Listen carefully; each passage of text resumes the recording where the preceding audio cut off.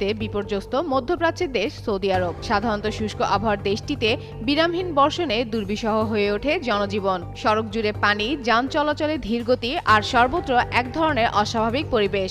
বেশ কিছু স্থানে ঘটেছে ভূমিধসের মতো ঘটনাও। এই অবিরাম বৃষ্টির প্রভাব সবচেয়ে বেশি পড়েছে সৌদি আরবের তাবুক অঞ্চলে। ঘন্টার পর ঘন্টা ভারী বর্ষণে সেখানকার মাটির স্থিতিশীলতা নষ্ট হয়ে যাচ্ছে বলে জানায় স্থানীয় কর্তৃপক্ষ। এরপরই পাহাড়ি এলাকার একাংশ হঠাৎ করে ধসে পড়ে। ধস নামার মুহূর্তে প্রবল শব্দে আতঙ্ক ছড়িয়ে পড়ে আশেপাশে।